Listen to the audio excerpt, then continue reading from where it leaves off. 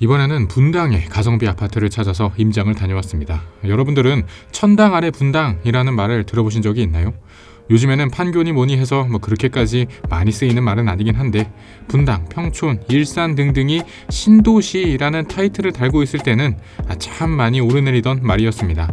천당 아래 분당, 그만큼 입지가 좋은 신도시라는 말입니다. 여러분께서 생각하시는 분당 입지의 장점은 무엇이 있나요? 강남 가깝다는 점, 탄천도 있고 단지 구획도 괜찮아서 살기 쾌적하다는 점, 학군 잘 됐다는 점, 일자리도 꽤 있다는 점, 이런 모든 것들이 분당의 장점입니다. 일자리, 학군, 교통, 상권 등등이 부동산의 중요한 요소인데, 분당은 이 모든 것을 갖춘 곳입니다. 사실 그래서 비쌉니다. 30년차 넘어가고 재건축해야 하는 구축인데도 서현이나 순회, 정자 같은 분당의 중심 지역은 30평대 15억, 16억은 우스운 수준입니다. 물론 돈 많고 시간 많으면 이런 곳 사서 느긋하게 재건축 기다리면 됩니다.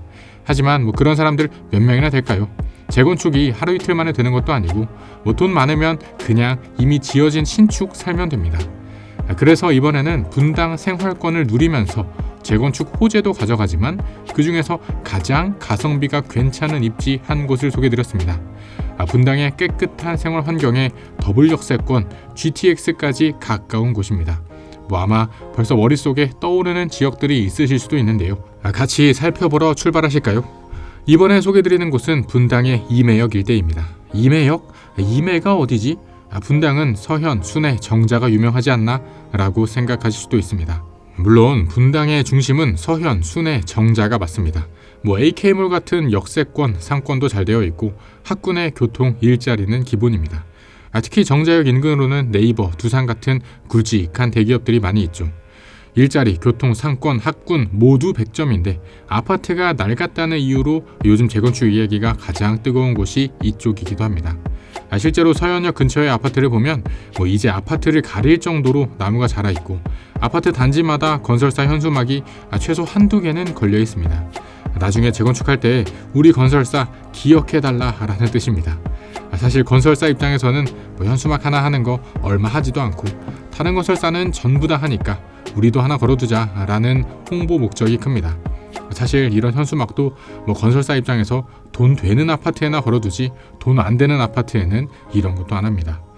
아무튼 이렇게 분당하면 서현이나 정자 쪽을 쳐주는데 갑자기 소개한다는 곳이 임해라니 의아하실 수도 있습니다. 제가 분당 중 가성비 입지로 임해를 추천하는 이유는 3가지가 있습니다. 첫째, 임해는 원하면 분당에 낄 수도 있고 원하면 판교에 낄 수도 있습니다. 그만큼 지리적 위치가 절묘한 곳입니다. 둘째, 분당 수서 고속화도로가 공원으로 덮이면서 임해동 일대 거주 환경이 좋아졌습니다. 셋째, 임해역 일대는 원래도 더블 역세권이었는데 한정거장 거리에 성남역에는 GTX까지 들어왔습니다. 임해에서 강남이 더 가까워졌다라는 의미입니다. 하나하나 살펴보도록 하겠습니다. 임해는 지리적으로 분당과 판교 사이에 있는 위치입니다. 분당에서 북쪽으로 올라오다 보면 구성남 가기 전에 임해역과 야탐역이 있고 그 근처에는 판교역이 있습니다. 물론 임해가 아니라 애매다, 분당도 아니고 판교도 아닌 애매한 입지다 라고 볼 수도 있지만 거꾸로 보면 그만큼 위치가 절묘한 곳입니다. 분당의 호재를 받을 수도 있고 판교의 호재를 받을 수도 있는 입지이기 때문입니다. 사실 분당의 한 지역으로 임해는 익숙하지만 판교의 한 지역으로 임해를 보는 것은 어색하실 수도 있습니다. 불과 5년, 10년 전까지만 해도 임해와 판교를 잇는 대중교통이 있었던 것도 아니고 오히려 임해와 판교 쪽은 분당 수서 고속화도로와 탄천으로 물리적으로 나뉘어 있는 땅이었기 때문입니다. 하지만 2016년에 판교에서 성남역, 임해역을 지나 여주까지 이어지는 경강선이 개통하였고 땅을 가르고 있던 분당 수서 고속화도로는 그 위로 뚜껑이 덮이고 공원화가 되었습니다.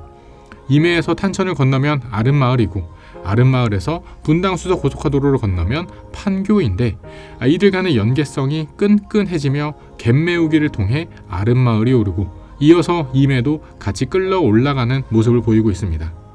물론 임해역 일대가 서현, 순회처럼 시끌벅적하고 유동인구 많은 곳은 아닙니다.